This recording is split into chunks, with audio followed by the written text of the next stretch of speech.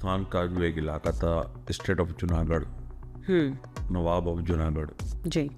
वहाँ उनके वालिद सर शाहनवाज भुट्टो उस वक्त वज़ीर आज़म हुआ करते थे। फ़ख़्र अली भुट्टो का जो तसलसल था पीछे से जी। अच्छा था, और यही वजह थी कि भुट्टो साहब उस वक्त पढ़ने के लिए लंदन और अमेरिका की बड़ी यूनिवर्सिटियों में गए और 14 साल की उम्र में उन्होंने कायदे आज़म रहमतुल्लाह अलैह को ख़त लिखा था। तो जुल्फ़िकार अली भुट्टो पीछे से एक बड़ी फैमिली से वाबस्ता थे, यानी कि आप उन्हें नहीं कह सकते कि वो कोई सड़क छाप, कोई कबाड़ी या कोई वैसी कोई रोड से उठकर आ गया हो कि जी जुल्फ़िकार अली भुट्टो शहीद ने अयूब खान को ये किया वो किया। भाई आप उनकी ज़हानत तो दाद क्यों नहीं देते? वो ज़हीन था तब तो अयूब खान, उस वक्त भी पाकिस्तान की आबादी 8-10 करोड़ तो थी जी। 10 करोड़ में तो कोई एक बंदा था जो वहाँ तक पहुँचा था। फिर उनका अक़वाम मुत्तहिदा में खिताब देखें, We will fight. We'll go back and fight. My country hearkens for me. Why should I waste my time here in the Security Council?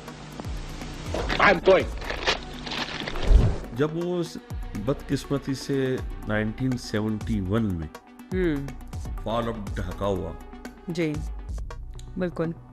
तो उस वक्त जनरल याह्या खान अयूब खान को रिप्रेस करके मार्शल लॉ की सूरत में इक़्तिदार पर काबिज थे या पाकिस्तान के हुक्मरान थे। फिर कहा एक तू भुट्टो एक मैं भुट्टो, लड़ोगे?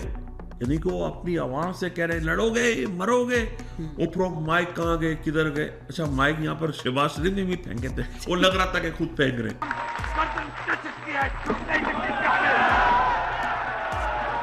जब वो फांसी तो झूल गया, लेकिन वो बम की कहानी चलती रही।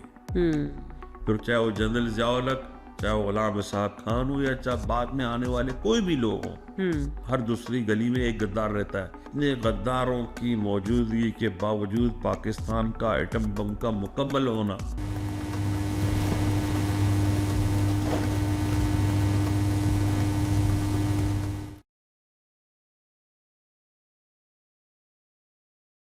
अस्सलाम वालेकुम जी। कुछ मज़ेदार सी बातें एक दफ़ा फिर से। मेरे आज के मेहमान बहुत ही जानी मानी शख्सियत हैं।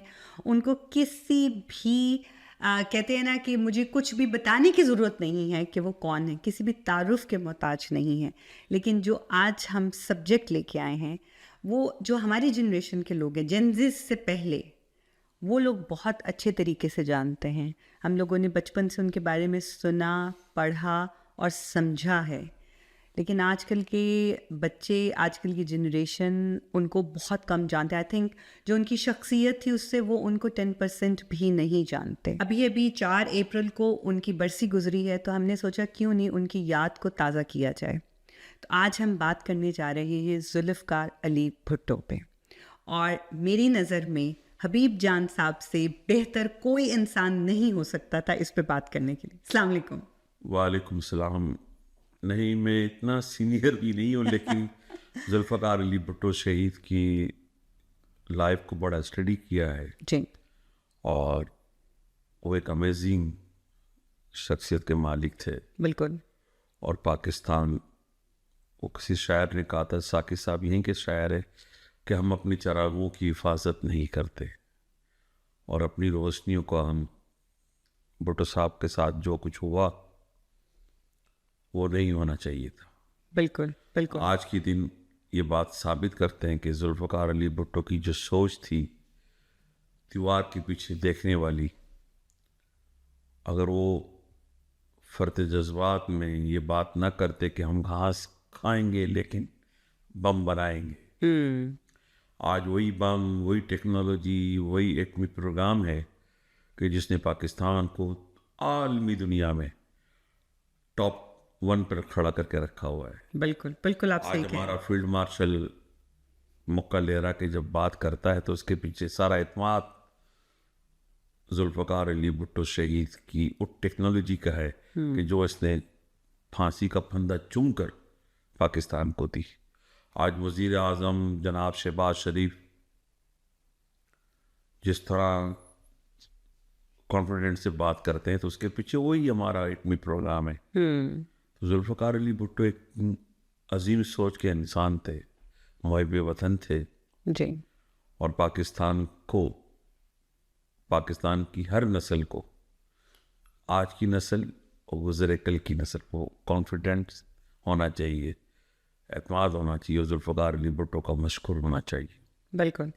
मैं चाहूँगी कि हम थोड़ा पास्ट में जाते हैं। सबसे पहले ये जानने की कोशिश करेंगे, क्योंकि हमने भुट्टो, सिर्फ एक भुट्टो नाम बहुत ज़्यादा सुना है, लेकिन उससे पहले हमने कुछ भी, हमारे पास कोई इन्फॉर्मेशन, लाइक आम पब्लिक की मैं बात कर रही हूँ, उनको नहीं पता है कि क्या उनकी फैमिली पहले से सियासत में थी, क्या उनके आबाओ अजदाद सियासत में थे, वो कैसे सियासत में आए।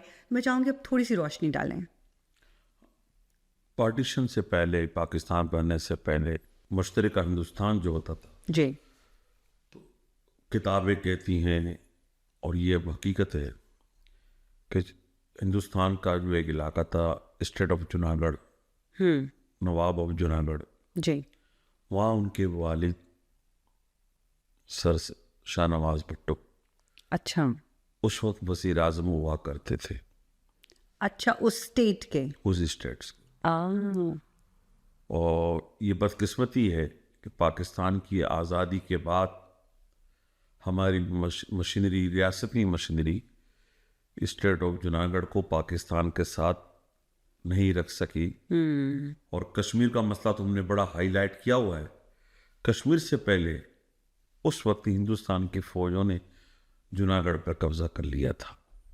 अच्छा, और ये कहाँ पे आता है जूनागढ़? ये बम्बई और ये जो हिंदुस्तान का जो कच्छ है, गुजरात है, उसके साथ ही है, उसी रियासतों का एक हिस्सा है। अच्छा। और जुल्फ़िकार अली भुट्टो के वालिद ही को ये क्रेडिट जाता है कि उन्होंने उस वक्त जब वो राय अम्मा हमवार हो रही थी, तो स्टेट ऑफ जूनागढ़ में, क्योंकि उस वक्त अक्सरियत वहाँ पर हिंदुओं की थी, लेकिन उनका इतना असर व रसूख था कि उस वक्त के नवाबों ने पाकिस्तान के साथ जाने में बेहतर समझा, जिस पे बड़ी डिबेट भी हुई। उससे हटकर तो पूरा नवाब ख़ानदान पाकिस्तान शिफ्ट हुआ और कायदे आज़म ने बनफ़्से नफीस खुद उन्हें इज़्ज़त दी। और आपको ये जानकर हैरत होगी कि एक वक्त तक 50-60 साल तक पाकिस्तान के अंदर स्टेट ऑफ जूनागढ़ का कोटा था, कॉलेजेस में, दाखिलों में, हत्ता कि नौकरियों में। अच्छा। और बाकायदा उनकी रियासत की जो गाड़ियाँ चलती थी उस पर नंबर प्लेट उन्हीं की होती थी, स्टेट ऑफ जूनागढ़। आज भी कराची में अमेरिकन एम्बेसी के साथ ही उनके बंगले हैं, जूनागढ़ हाउस 1, 2, 3 वगैरह वगैरह। तो जुल्फ़िकार अली भुट्टो के जो वालिद थे वो भी वज़नीरी थे। अच्छा, तो ये उस साइड पे, यानी कि अगर मैं समझने की कोशिश करूँ तो जैसे कराची को लगता था जूनागढ़ जो है, नहीं, वो बीच में समंदर आता है, बीच में समंदर आता है, लेकिन ये उस साइड पे था। और जो आपने कहा कि कोटा होता था स्टडी का और सारा, मेडिकल कॉलेज में, इंजीनियरिंग कॉलेज तो वो उधर होता था कि पाकिस्तान में बनने अच्छा, के बाद वहां से पाकिस्तान आते थे पढ़ने के लिए। आज़म रहमतुल्लाह अलैह ने उनका ये एहसान मानते हुए जी। शमूलियत का उन्हें ये प्रिविलेज दिया था कि हम आपके ममनून हैं। वो ख़जाने की बात, वो अलग बातें हैं, जी। वो अपनी पूरी रियासत की मशीनरी पाकिस्तान ले आए थे।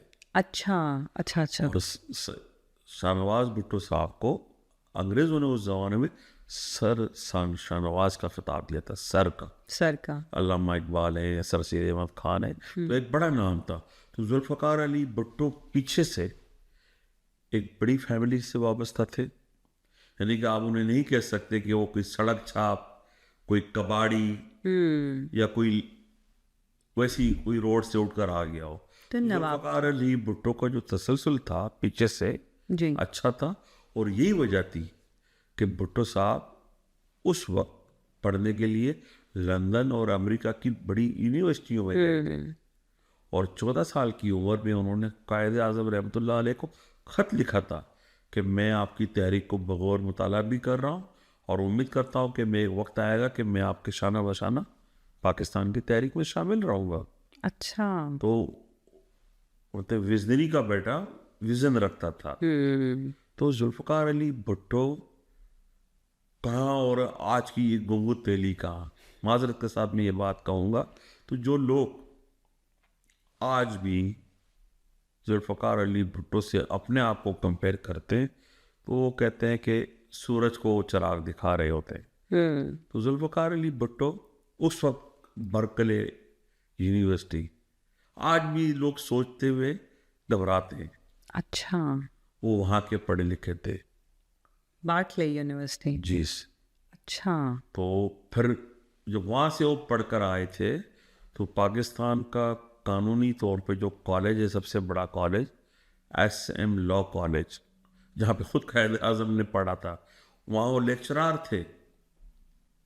अच्छा। तो जुल्फ़कार अली भुट्टो ने अपनी ज़िंदगी को बड़ा कैलकुलेटेड करके स्टेप बाय स्टेप आगे बढ़े थे कि आज मैंने क्या करना है, कल मैंने क्या करना है। और उनके ख़ानदान में एज फैक्टर भी था कि वो कहते हैं कि जी 50 साल के बाद उनके ख़ानदान में अक्सर अमवात हो जाया करती थी। अच्छा। तो होता है ना, आपको बताते हैं, नजूमी बताते हैं या बुजुर्ग बताते हैं, तो उन्हें पता भी था कि मैंने कब तक मर जाना है और मैंने कब तक क्या क्या टारगेट अचीव करने हैं। ओके। तो उनका जो रुझान था वो शुरू से सियासत की तरफ था because of his dad. Exactly. बिल्कुल। वो कहते हैं ना, आपका DNA जब होता है जी। तो क्रिकेटर का बेटा क्रिकेटर बनने की ख्वाहिश रखता है, जी। उससे पता होता है कि जी अब्बा साड़ा सेलेक्टर है, टीम में आ ही जाएंगे। जी। तो पॉलिटिशियन में, क्योंकि वो जुल्फ़कार अली भुट्टो के जो वालिद एंड अंकल्स, उनका अगर आप ट्री देखें पर फैमिली का, तो कहीं ना कहीं सब ही पॉलिटिक्स में ही इन्वॉल्व थे। अच्छा। और फिर पाकिस्तान बनने से पहले वजीर आजम होना किसी रियासत का, और उस जमाने में हिंदुस्तान की रियासतों में सबसे rich, Junagadh. Establish, well organise, well maintain state of Junagadh हुआ करती थी। और बादशाहों के, नवाबों के शौक ये थे कि आला नस्ल के घोड़े और इतने ही आला नस्ल के कुत्ते वो पाला करते थे। और अंग्रेजों के साथ जब अंग्रेज ने जब कब्जा किया बर्रे सगीर पे, तो उनकी वही हाई फाई लाइफ की वजह से अंग्रेज भी उनसे ज्यादा करीब थे। तो जुल्फ़कार अली भुट्टो, जिसका बाप वजीर आजम और रियासत का, तो उसके ठाड़ बाड़ तो आपको पता ही होंगे। फिर बिल्कुल बिल्कुल। उनके बाद उस जमाने में लग्जरियस घोड़ा गाड़ियां भी होंगी और बड़ी एम्बेसडर गाड़ियां भी होंगी। तो भुट्टो साहब जब पाकिस्तान आए थे अपने वालिदैन के साथ, तो ट्रेनों पे लटक कर नहीं आए थे, ट्रेनों की छतों पर लटक कर नहीं आए थे, बड़े एहतराम, बड़े प्रोटोकॉल के साथ आए थे। ये तारीख का हिस्सा है। जी। तो वो वजीर आजम कब बने और कैसे बने? अब वो पाकिस्तान आने के बाद उनकी पॉलिटिक्स जब एजुकेशन के बाद शुरू हुई, तो क्योंकि उस ज़माने में पाकिस्तान में जनरल अयूब खान का दौर था डिक्टेटरशिप का। जी। अब ज़ाहिर है इलीट क्लास का उठना बैठना भी इलीट क्लास में होता है, जैसे आजकल जिम खाना कहते हैं, क्लब कहते हैं। बिल्कुल। तो जुल्फ़कार अली भुट्टो एजुकेशन की वजह से, बैकग्राउंड की वजह से अच्छी जैंडरी में उठते बैठते थे, और इसी तरह उनकी अप्रोच पॉलिटिकल ऐवानों में बड़ी आसानी से हो गई थी। तो पाकिस्तान में आज भी कहते रुजाल है पढ़े लिखे लोगों का, जो दूर देखता है। आज भी इस्टेब्लिशमेंट कभी कभी बाहर से पकड़ के बंदा लाकर वजीर आजम बना देती है। तो जुल्फ़कार अली भुट्टो टॉल हाइट, खूबसूरत, सिगार पाइप पीने वाला हैंडसम आदमी नज़र आता था। तो उस वक्त इस्टेब्लिशमेंट की नज़रों में आ गए और रास्ता आसान हो गया। और वो पहले वजीर ख़जाना बने, खारजा बने, वजीर तिजारत बने अयूब की हुकूमत में, और उनके तमाम वज़रा में कम उम्र, ज़हीन, कॉन्फिडेंट वो जुल्फ़कार अली भुट्टो में था। क्योंकि भुट्टो साहब पॉलिटिक्स को समझते थे। आपने जो काम लोगों ने 10 साल में करना था, वो काम उन्होंने 10 दिनों में कर लिया, और पाकिस्तान के पॉपुलर वजीर बने। बिल्कुल फिर बिल्कुल। उसमें ताशकंद का मायदा देख लें, अमेरिका का जाना देख लें, अमेरिकन सदर का उनसे बात करना देख लें, फिर अमेरिकन सदर को उनका जवाब देना देख लें कि मैं यहाँ होता तो तुम मेरे वजीर खारजा होते, मैं तुम्हारा सदर होता। तो भुट्टो साहब हाजिर जवाब भी थे, दूरंदेश भी थे, और दीवार के पीछे देखने की सलाहियत भी रखते थे। तो अब वो बहुत सारे लोग कहते हैं कि जी जुल्फ़िकार अली भुट्टो शहीद ने अयूब खान को ये किया वो किया। भाई आप उनकी जहानत को दाद क्यों नहीं देते? वो ज़हीन था तब तो। अयूब खान उस वक्त भी पाकिस्तान की आबादी 8-10 करोड़ तो थी। जी। 10 करोड़ में तो कोई एक बंदा था जो वहां तक पहुंचा था, और वो वजीर था। फिर उनका अक़वाम मुत्तहिदा में खिताब देखें, We will fight. We'll go back and fight. My country hearkens for me. Why should I waste my time here in the Security Council? I'm going. और जो 65 की जंग के बाद, 71 की जंग के बाद जो सूरत हाल बनी, उनका एतमाद देख लें, यूनाइटेड नेशन में खिताब देखें, फिर ऐसी बहुत सारी बातें आप देखें ना। जी। तो वो प्राइम मिनिस्टर कब बने थे, कौन से सन में बने थे? जब वो बदकिस्मती से 1971 में फॉल ऑफ ढाका हुआ, जी बिल्कुल। तो उस वक्त जनरल याह्या खान अयूब खान को रिप्लेस करके मार्शल लॉ की सूरत में इक़्तिदार पर काबिज थे, या पाकिस्तान के हुक्मरान थे। जब इलेक्शन होता है 1971 का, तो ये मेरा ये यकीन है कि उससे ज़्यादा फेयर एंड फ्री इलेक्शन नहीं हुआ पाकिस्तान आज तक। ओके। इस पाकिस्तान में शेख मुजीबुर रहमान की पार्टी अक्सरियत में आई, जी। और वेस्ट पाकिस्तान में पाकिस्तान पीपल्स पार्टी जुल्फ़िकार अली भुट्टो की सूरत में अक्सरियत में आई। अच्छा, इससे पहले अयूब खान की वजारत हुकूमत ने जुल्फ़िकार अली भुट्टो से 65 की जंग के बाद जो इख्तलाफात हुए थे ताशकंद में, और वो उनसे अलहदा हो गए थे। फिर उन्होंने अपनी पार्टी की बुनियाद रखी थी 1961 और 67, वही ज़माना था। और भुट्टो साहब क्योंकि एक पर्सनैलिटी थे, चार्मिंग, अट्रैक्टिव, करिश्माती, उन्होंने पाकिस्तान की अवाम को ख़ास करके लेबर, मजदूर और स्टूडेंट को अपनी तरफ रागिब किया।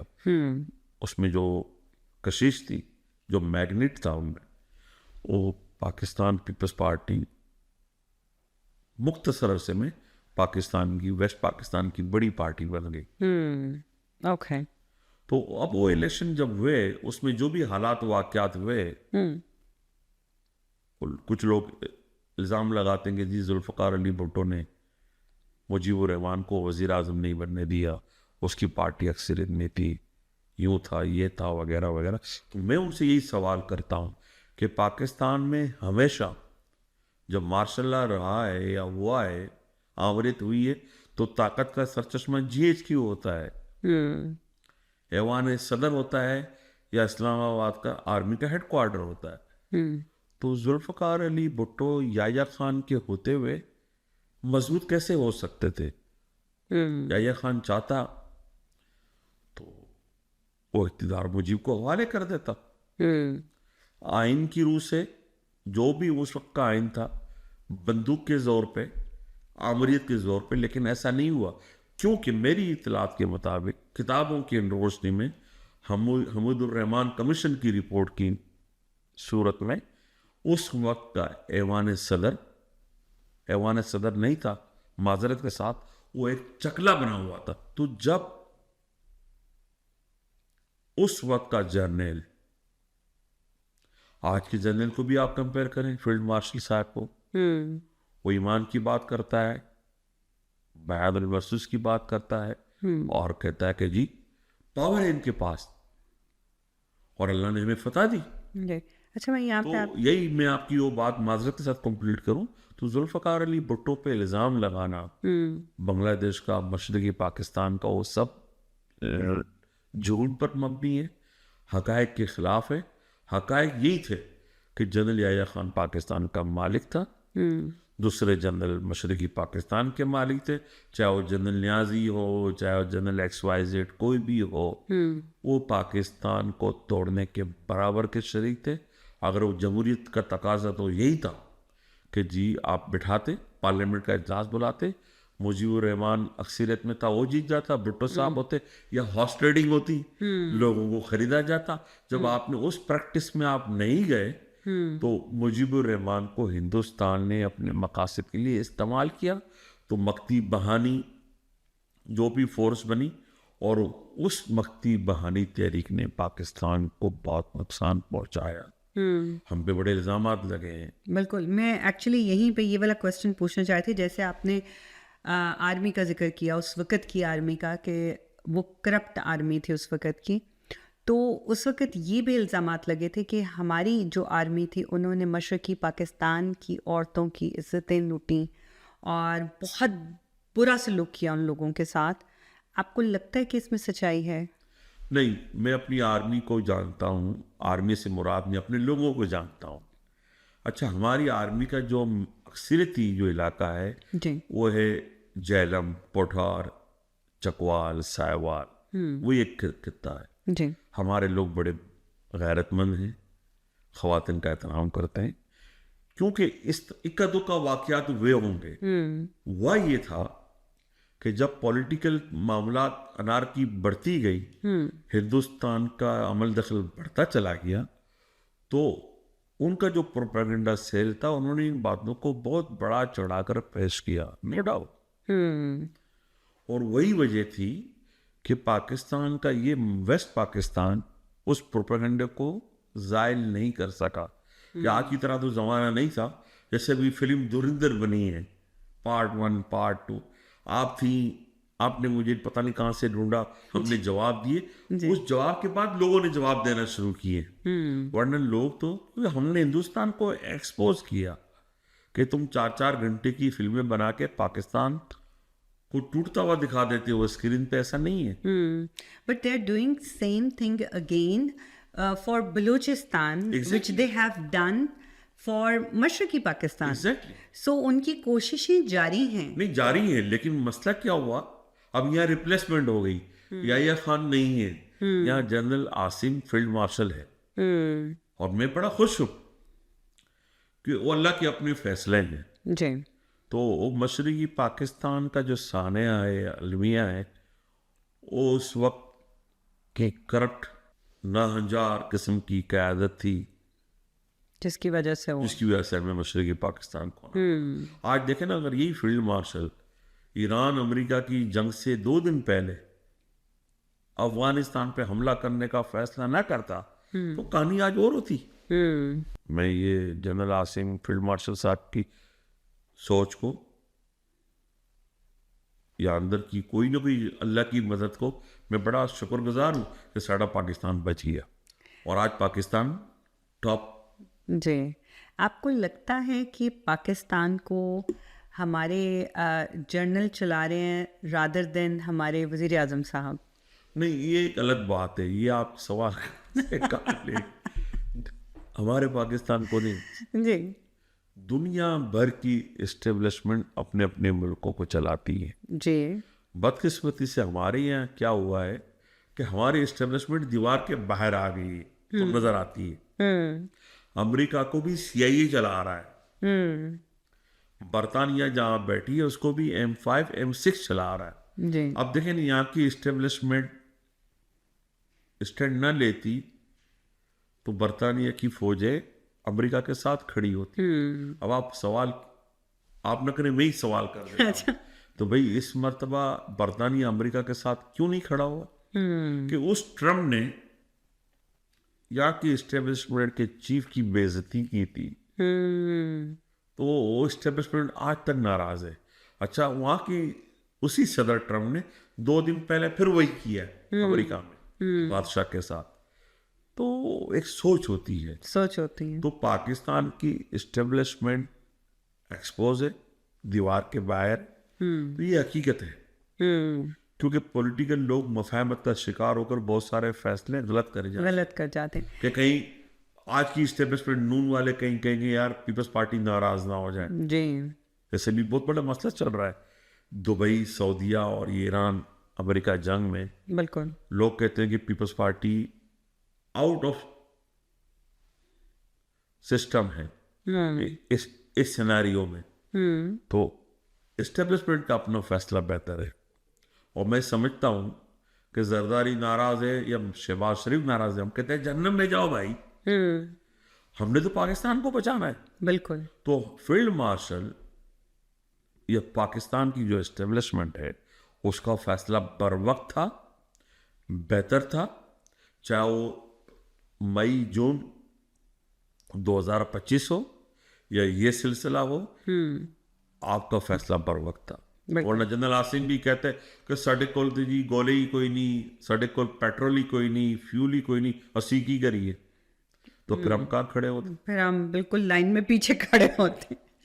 अच्छा, हम वापस आ जाते हैं भुट्टो साहब की तरफ। भुट्टो साहब ने उस वक्त किसानों के लिए और जो छोटे सनतकार थे उनके लिए बहुत काम किया, और उनको आज तक का सबसे ज़्यादा एक कहते हैं ना जोश और जज्बे वाला लीडर कहा जाता है। बेशक। मतलब आप अगर आज भी उनकी कोई पुरानी तकरीर सुने तो मतलब वो भरी होती हैं जोश से। क्या बात, आप जब लड़ोगे मरोगे, क्या बात है। बिल्कुल। तो वो एक बैठे हुए जैसे जो लोग सो भी रहे होंगे ना उनको भी जगा के और उनको मतलब वो ऐसे जोश दिला देते थे। तो लीडर का इस तरह होना बहुत मायने रखता है, बिल्कुल बहुत मायने रखता है। अच्छा, उन्होंने किस तरह से ये चीज़ सोची कि हम एटम बम बनाएंगे? देखें मैं भी इमोशनल हो रहा हूँ। एक तुम हो भुट्टो, एक मैं भुट्टो हूँ जी। वो उस बैठे हुए आदमी को, गरीब को कहते तू भुट्टो है और मैं भुट्टो। ये बड़ा इमोशनल नारा था। हालांकि जो देखिए जो नवाब होते हैं ना वो हमेशा एक डिस्टेंस रखते हैं फ्रॉम द कॉमन नहीं, ये हाँ, लेकिन उनका रिश्ता जो है वो आवाम के साथ बहुत अच्छा था। जुल्फ़िकार अली भुट्टो शहीद ने बगावत की अपने ही सिस्टम से। जमींदारी, इसने कहा कि जमीनें हारी को बांट दो। अच्छा। बड़ी बात थी। फिर कहा एक तू भुट्टो एक मैं भुट्टो, लड़ोगे, यानी कि वो अपनी आवाम से कह रहे हैं लड़ोगे मरोगे। ऊपर माइक कहाँ गए, किधर गए? अच्छा, माइक यहाँ पर शहबाज शरीफ ने भी फेंके थे, वो लग रहा था कि खुद फेंक रहे।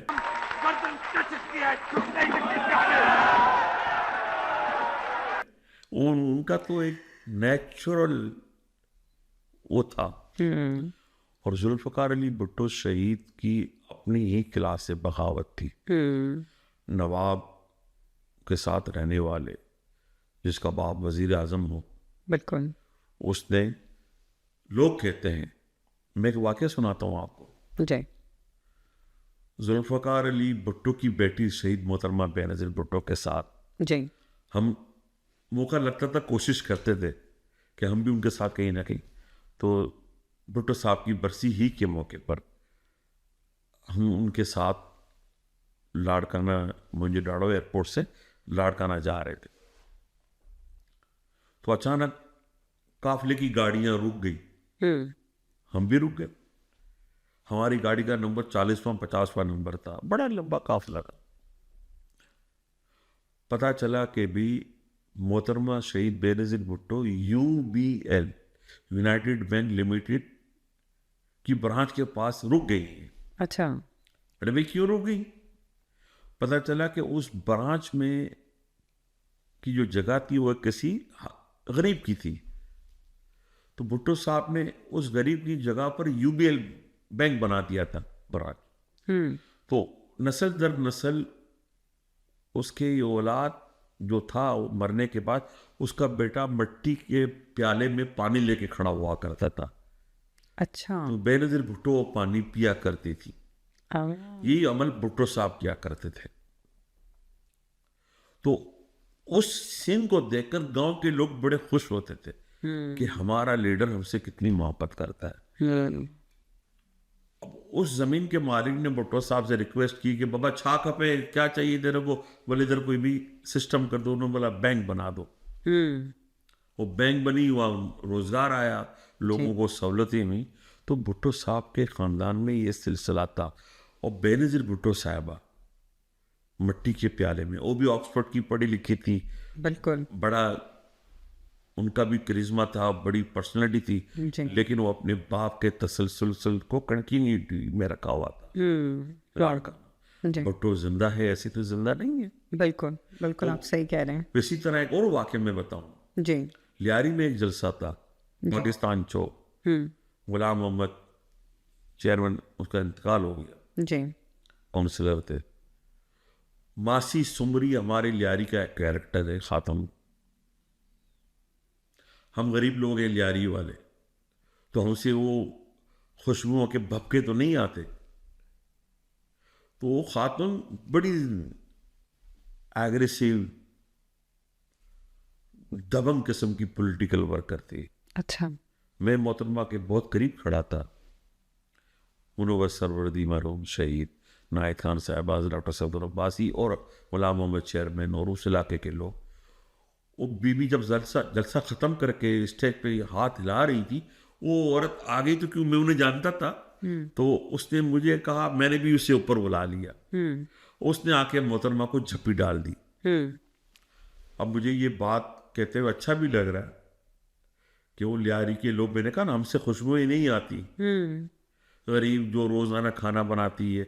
अच्छा, हमारे यहाँ मछली का इस्तेमाल ज़्यादा होता है, हम समंदर के माहीगिर ज़्यादा है हमारे यहाँ, तो हमारे कपड़ों से, हमारे जिस्म से मछली की बहुत ज़्यादा स्मेल आती है। अच्छा उस मासी सुमरी ने मोहतरमा को जप्पी पा के 1 मिनट नहीं, 2 मिनट नहीं, कई मिनट तक पकड़ लिया। अच्छा। अब यकीन करें, मैं उस मासी की वजह से खुद अजीब सा महसूस कर रहा था वो मछली की स्मेल से, लेकिन शहीद बेनजीर भुट्टो के माथे पर बल तक नहीं आया जब तक उस मासी सुमरी ने मोहतरमा को नहीं छोड़ा। आपने कोई मज़ाहमत भी नहीं की। ये भुट्टो खानदान था, ये बेनजीर भुट्टो थी, ये जुल्फ़िकार अली भुट्टो था। ऐसे बहुत सारे किस्से जिसका मैं चशमदीद गवाह हूँ। तो आज का लीडर, चाहे जरदारी हो, चाहे शहबाज हो, चाहे मियाँ साहब हो, या मरियम साहबा हो। मरियम साहबा के आप कपड़े देखें, उनकी खुशबुओं का वो देखें, आज तक कोई भी लीडर वो जलसा नहीं कर सकता सिवाय बेनजीर भुट्टो साहबा के। आज तो अब आप भी पॉलिटिकल नज़र रखती हैं, 6-6 फीट के फासले पर कुर्सियां लगाई जाती हैं। पहले बंदा कांधों से कांधे टकरा के जलसों में जाया करता था, कुर्सी तो थी नहीं ना जलसे में। लेकिन इमरान खान के जलसे हुए हैं ऐसे हुए, लेकिन उसमें भी कुर्सियां थी। उनकी ये भी बहुत दुनिया आती है। मैंने एक जलसा बगैर कुर्सी वाला नहीं देखा। अच्छा। और इमरान खान के जलसों में, यहाँ तक कि मोहतरमा के जलसों में भी लाखों करोड़ों की पब्लिसिटी इन्वॉल्व हुआ करती थी। जुल्फ़िकार अली भुट्टो की पब्लिसिटी पता है क्या थी? जी। रात 8 बजे का BBC लंदन का सैरबिन न्यूज़ कि कल जुल्फ़िकार अली भुट्टो लाहौर में खिताब करेंगे। अच्छा। वो पब्लिक लाहौर पहुंचाया करती थी। तो BBC लंदन की, ये BBC लंदन है, लंदन में 3 और पाकिस्तान की घड़ियों में 5 बजे। जी। अच्छा, अब ये सारी कहानी जो है, मतलब माशाल्लाह इतना अच्छा उनका सब जा रहा है, दुनिया उनको इतना पसंद करती है। एटम बम बनाने का जो है वो नज़रिया पाकिस्तान में लेके आए, सनतकार पसंद कर रहे हैं, दुनिया उनके जलसे इतने ज़्यादा होते, इतनी दुनिया होती है कि पाँव रखने की जगह नहीं है। बिल्कुल। ये सब होते होते एकदम से उन पे कौन सा ऐसा केस हुआ कि ये कहानी जो है वो सारी की सारी फांसी की तरफ चली गई? अमेरिका। अच्छा। क्योंकि उस वक्त की दुनिया की सियासत सुपर पावर में तकसीम थी। एक अमेरिका था, एक रशियन जी। और जुल्फ़िकार अली भुट्टो शहीद दूरअंदेश तो थे ही, वो जानते थे कि आज भी, अब ये बातें तो रोज़े आम की तरह मशहूर है, हमें कहते हुए भी कोई मसला नहीं है। जी। कोई नाराज़ होता है तो जी 2 रोटी ज़्यादा खाए। अच्छा। आज भी हमारी फ़ौज की 80% तरबियत अमेरिका में होती है या बरतानिया में होती है। और क्योंकि हम बदकिस्मती से पहले दिन से वजूद में आने के बाद से ही अमेरिकन ब्लॉक का हिस्सा रहे थे, अब किसी हद तक हैं भी और नहीं भी, लेकिन आज भी हमें उन्हें खुश तो करना पड़ता है। बिल्कुल। तो जुल्फ़कार अली भुट्टो अमेरिकन थॉट्स से एग्जिट लेकर अपने लोगों के लिए खुशहाली की तरफ चल पड़े थे। 71 की जंग, उसकी शिकस्त, साना मशरकी पाकिस्तान। जी। तो जुल्फ़कार अली भुट्टो को पता था कि वक्त कम, मुकाबला सख्त है। उन्होंने तो एक जलसे में कह दिया था ना कि हम एटम बम बनाएंगे, घास खाएंगे, हम बम बनाएंगे। इक़्तिदार संभालती 1-2 महीने के बाद उन्होंने मुल्तान में मीटिंग बुला ली, लोगों को बुलाया, जी हमें बम चाहिए।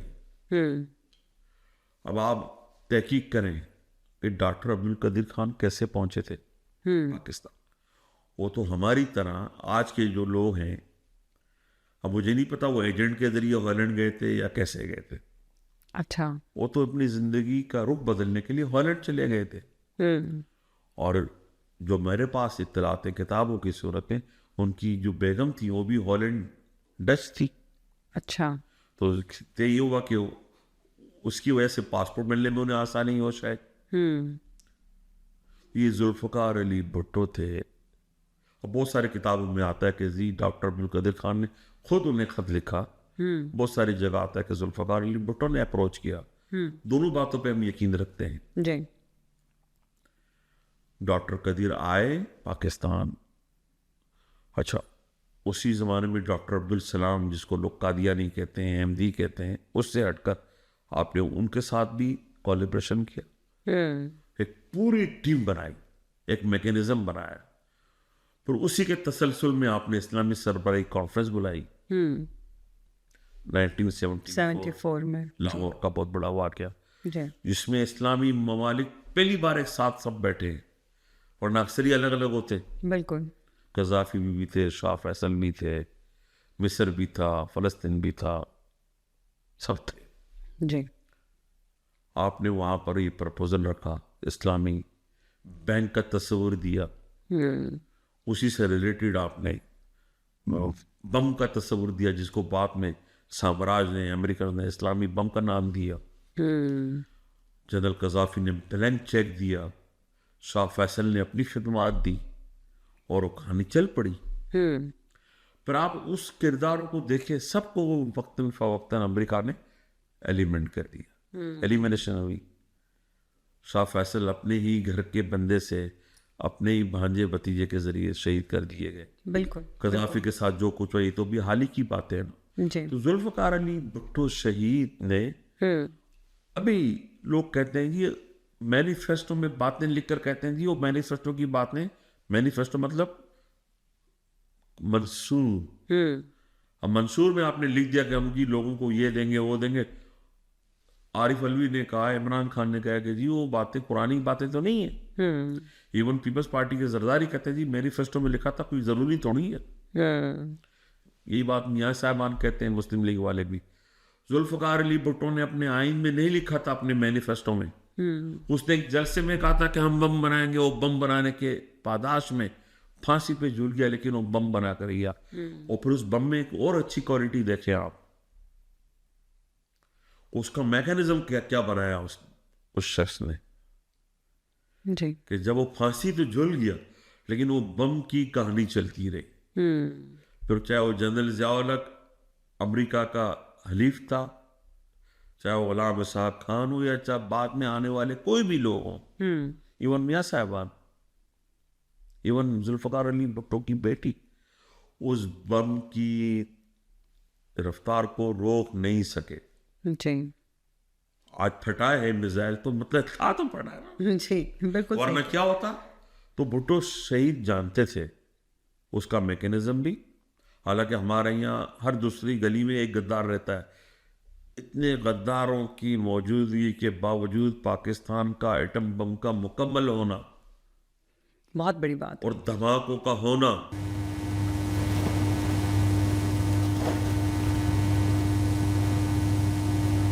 बहुत बड़ी बात नहीं थी। बहुत बहुत बहुत बड़ी बहुत बड़ी बात थी। तो जुल्फ़कार अली भुट्टो के बारे में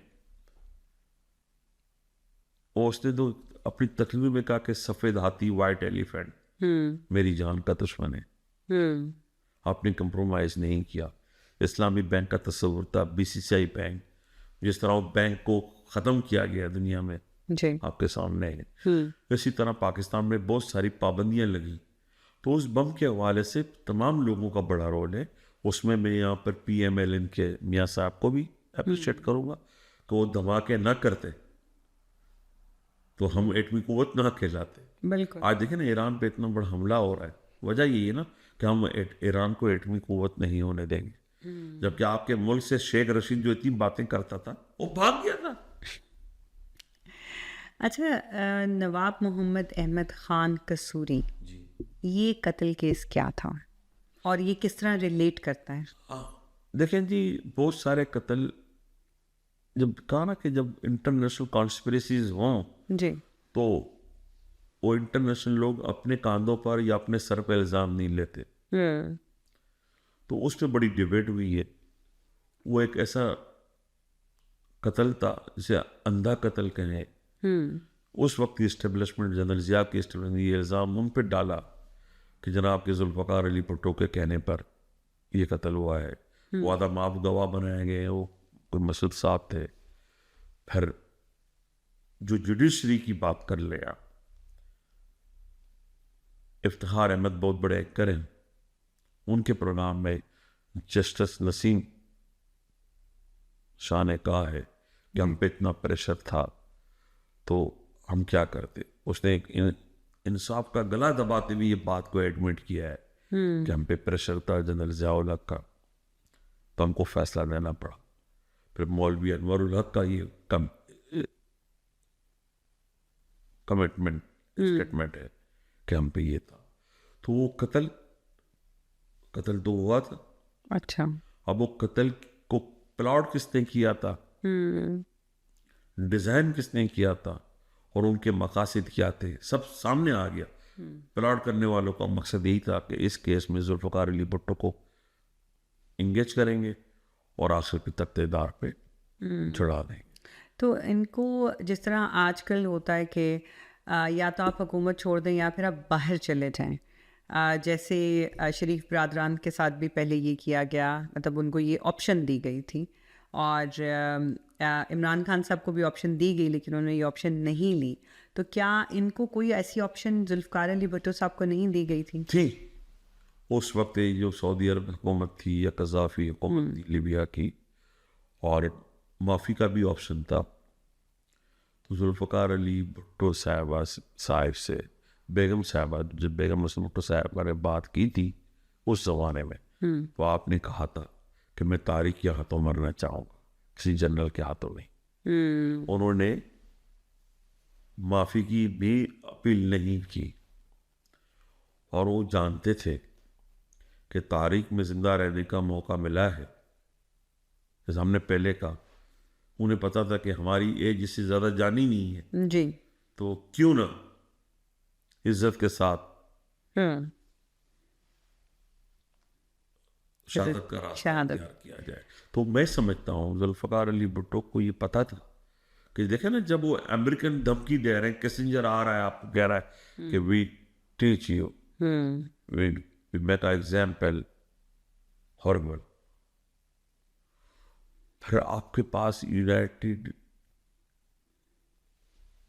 जो पार्टियां बनी, किसने बनाई? फौज पीछे थी। क्या था? कौमी था, 9 सितारे, असगर खान, मुफ्ती महमूद, मौलाना जमात इस्लामी वाले, फजल रहमान नहीं उनके वालिद थे मुफ्ती। अच्छा, उनके बाद है।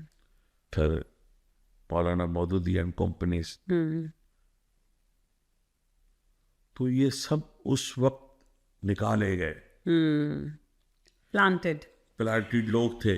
अब आज भी वो लोग, देखिए मैंने एक बात थोड़ी देर पहले कही थी कि इस मर्तबा इस्टेब्लिशमेंट ने जनरल आसिम मुनीर की सूरत में किसी मौलवी पे हाथ नहीं रखा, वरना ये मौलवी कहता है ये शिया है, ईरान शिया है, हम सुन्नी है। इस तरह 8 साल ईरान और इराक की जंग चली,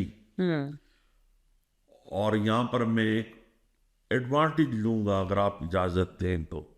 आसिफ अली जरदारी से मेरे बड़े इख्तलाफात हैं, लेकिन मैं उसको एक बात का क्रेडिट दूंगा जी, कि हालांकि उसमें भी उसके मफाद होंगे कि वो मफादात के काम नहीं करते। 2022-23 में इस आसिफ अली जरदारी ने ईरान और सऊदी अरब में पैचअप कराने के लिए चाइना का रास्ता ढूंढा था। चीन, पाक चीन दोस्ती जिंदाबाद। बिल्कुल। तो वो जो कैरेक्टर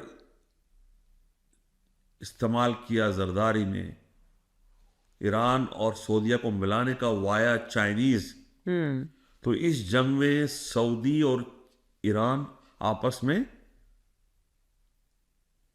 तो शीरो शकर नजर आते हैं, वरना ये लड़ते शिया सुन्नी के चक्कर में। बिल्कुल बिल्कुल। वो कहते जी तुझे मारेंगे तो जन्नत मिलेगी, तुझे मारेंगे तो जन्नत मिलेगी। तो भुट्टो शहीद, उसके जितने कारनामे आप देखें, चाइना की दोस्ती आज हम केस कर रहे हैं ना, जी। Credit goes to Zulfikar Ali Bhutto शहीद। शायरा कराकरम हो या अमेरिका को खुफिया दौरा हो या खान के दौर में चाइना का मिलवाने का, तो छोटी छोटी बातें मैटर करती हैं, मैटर करती है। आज general Asim Munir field marshal साहब ने एस्टेब्लिशमेंट को मजहबी लोगों के साथ मिलने से बाज रखा, तो उसका फायदा मैं यहाँ हुआ। पहली बार पाकिस्तान में तमाम मकातब फिक्र के लोग शीरो शकर हैं, शिया सुन्नी, और ईरान वाले मार्के में हमारी कौम का, हमारे मौलवियों का जो रोल है, मुझे उसके लिए ताली बजाना चाहिए। बिल्कुल। अच्छा, मैं आपसे एंड में 2-3 बहुत ख़ास क्वेश्चन पूछना चाहूँगी, और मैं चाहूँगी कि आप इनका आंसर जो है वो ऐसा हो कि दुनिया को पता चले। प्लीज। सबसे पहले तो ये कि भुट्टो की सबसे बड़ी कामयाबी क्या थी? गरीब की छत को मजबूत करना, रोटी कपड़ा और मकान। ओके। उसको वोट का तस्वूर देना, एक आदमी एक वोट, उसको गरीब को सनात देना। और अगर भुट्टो आज जिंदा होते तो क्या आपको लगता है कि पाकिस्तान, आज का पाकिस्तान मुख्तलिफ होता? बहुत मुख्तलिफ होता। हम एशियन टाइगर होते, हम खुशहाल होते, हमारी सड़कें सोने चांदी की होती, हमारा रिकॉर्डिंग, हमारा सेंडिक सब हमारे पास होता, IMF हमारा मखरूज होता, दुनिया हमारे पीछे अब भी भाग रही है, हम घोड़े पे होते और वो हमारे पीछे भाग रहे होते। ओके। क्या भुट्टो की फांसी अदालती कत्ल था? यस, उस पे हम कहें बिलाशुबा। वो भी एक काम अच्छा हुआ कि जरदारी साहब ने पीपल्स पार्टी में जुल्फ़िकार अली भुट्टो को बाद शहादत अदालतों के जरिए इनोसेंट करार दिलवाया, लेकिन it's too late now. It's too late now, जाने वाले तो चले गए। भुट्टो हीरो थे कि विलन? बहुत सारे वक्तों में हमारे लिए तो बहुत बड़े हीरो थे, जी। अमेरिकन के लिए वो बहुत बड़े विलन थे। तो जुल्फ़िकार अली भुट्टो ने, जी, बड़ी बात नहीं थी कि बहुत मुख्तसर अरसे में स्टील मिल बना के दिया, एटमी प्रोग्राम इस्टेब्लिश करके दिया, इंडस्ट्रीज को फरोग दिया, गरीब को शऊर दिया, वोट की इज्जत को अहमियत दी। एक छोटा सा वाक्य बताऊं, महराज मोहम्मद खान एक बहुत बड़ा कैरेक्टर थे, जी, और उनको मैंने कहा कि महराज साहब, जुल्फ़िकार अली भुट्टो ने तो आपको कहा था कि महराज तुम मेरे दाएं बाजू और ये मेरा बायां बाजू, मतलब बड़ी बात थी। जुल्फ़िकार अली भुट्टो महराज मोहम्मद खान को अपना दायां बाजू कहते थे, जी, और गुलाम मुस्तफा खैर को अपना बायां बाजू कहते थे।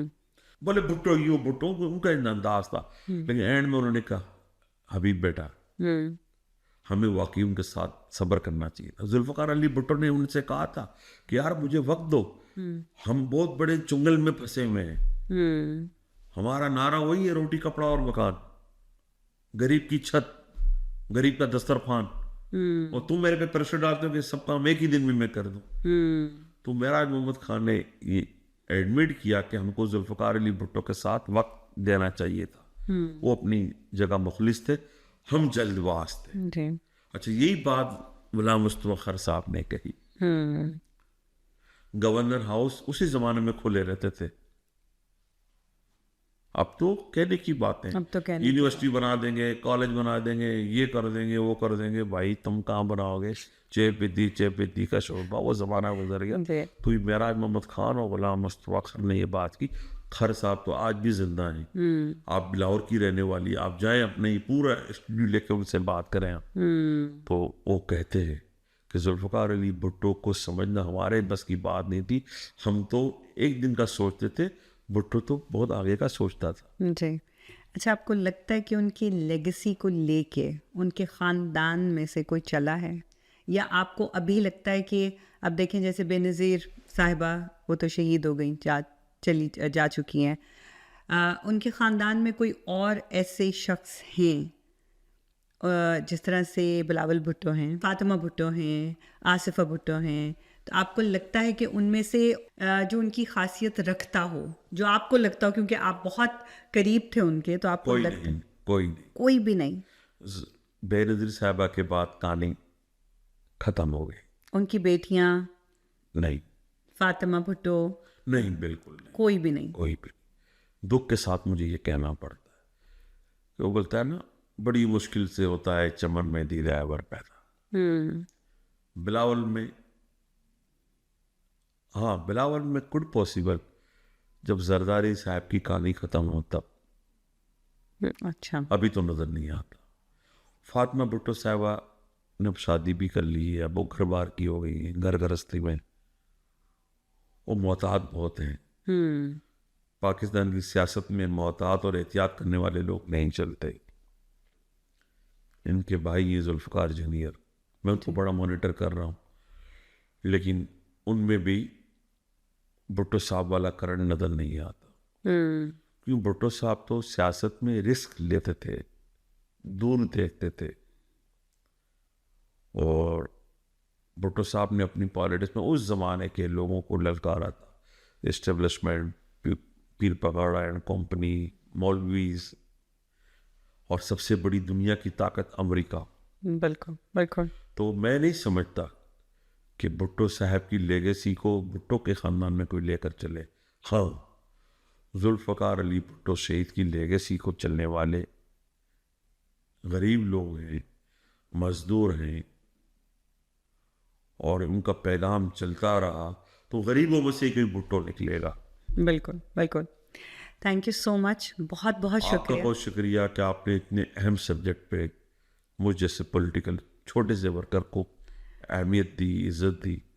और मैं भुट्टो साहब के लिए बहुत कुछ कहना चाहिए था, लेकिन मेरी मालूमात भी इतनी नहीं है कि कहाँ भुट्टो और कहाँ। नहीं, लेकिन आपने इतनी अच्छी इंफॉर्मेशन दी उनके बारे में, उनकी ज़िंदगी को आप जिस तरह से बयान कर रहे थे ना, मुझे लग रहा था मेरी आंखों के सामने सब कुछ चल रहा है, और ये सारी बातें मुझे भी नहीं पता थी। और मैं कहती हूँ कि जो हमारी जनरेशन के लोग हैं, शायद उनको थोड़ा कुछ पता हो, जो कि मैंने जैसे प्रोग्राम शुरू करने से पहले बताया कि जो आजकल की जनरेशन है उनको तो बिल्कुल भी कुछ भी नहीं मैंने भी पता। ये बातें पढ़ी, जो भुट्टो साहब के करीब के लोग थे, लाड़काना में जो रहते थे। जी। एक बड़ा कैरेक्टर था फ्लैशमैन। अच्छा।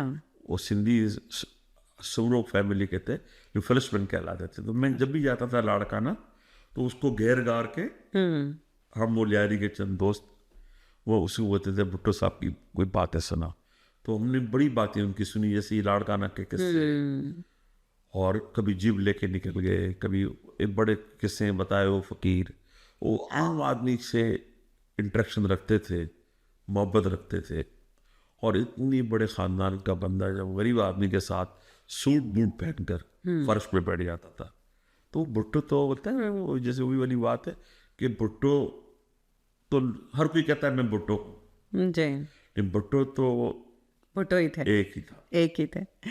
तो थैंक यू सो मच, आप लोगों के देखने का बहुत शुक्रिया, और हमारी कोशिश रहेगी कि इसी तरह के दिलचस्प प्रोग्राम आप लोगों के लिए लेकर आएँ, जिसमें आपको बहुत सी इन्फॉर्मेशन दी जाए। हमारे जो लेजेंड इस दुनिया से चले गए हैं, उनके बारे में आजकल की जनरेशन जिनको कुछ पता नहीं है, जिनका पाकिस्तान की तरक्की में बहुत अहम किरदार था, उनको आप लोगों के सामने लाया जाए। और हबीब साहब, आपका एक दफ़ा बहुत बहुत शुक्रिया। Thank you. अब तो हमारी पूरी एक सीरीज़ हो गई है, अब पूरी सीरीज़ होगी कुछ मज़ेदार सी बातें हबीब जान साहब के साथ। तो आप लोगों के देखने का बहुत बहुत शुक्रिया। इंशाल्लाह एक और नए प्रोग्राम के साथ दोबारा से हाज़िर होंगी। अभी तक के लिए अल्लाह हाफ़िज़।